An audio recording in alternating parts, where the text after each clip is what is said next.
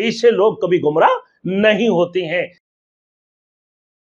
Thanks for watching. Don't forget to like, comment, share and subscribe to Maulana Habibullah Ruhani Official. تو ایسی وجہ سے فرمایا کہ لیخرج الذین آمنوا وعملوا الصالحات من الظلمات الی النور، تاکہ تم لوگوں کو جو ایمان لانے والے ہیں اور اچھے اعمال کرنے والے، اچھے اعمال کے اچھا انجام دینے والوں کو اللہ رب العزت اندھیریوں سے نکال کر نور کی طرف لے کے جاتے ہیں، نوری ہدایت کی طرف لے کے جاتے ہیں.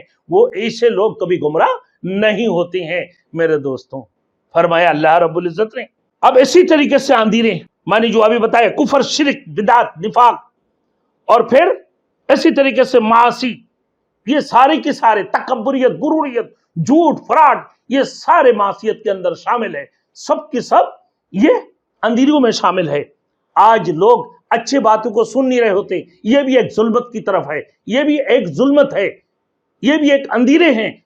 قرآن کی بات کو ایکسپٹ نہیں کر رہے ہوتے ہیں، قرآن کی بات کو قبول نہیں کر رہے ہوتے ہیں، قرآن کی بات کو اپنے کان سے نہیں سن رہے ہوتے ہیں، قرآن کی باتوں کو اپنے غور و فکر نہیں کر رہے ہوتی ہیں، لیکن وہ دنیا کی چیزوں میں لگے ہوئے ہیں، اپنے گانوں میں لگے ہوئے ہیں، اپنے ڈانسوں میں لگے ہوئے ہیں، اپنے جھوٹوں میں لگے ہوئے ہیں، اپنے فراڈوں میں لگے ہوئے ہیں، دیگر چیزوں میں وہ ڈوبے ہوئے ہیں. تو یہ کیا ہے؟ یہ بھی ایک قسم کی ظلمت ہے. وہ اپنی اب آخرت کو برباد کر رہے ہیں. جھوٹ سنتے اس کی آخرت برباد ہوگی.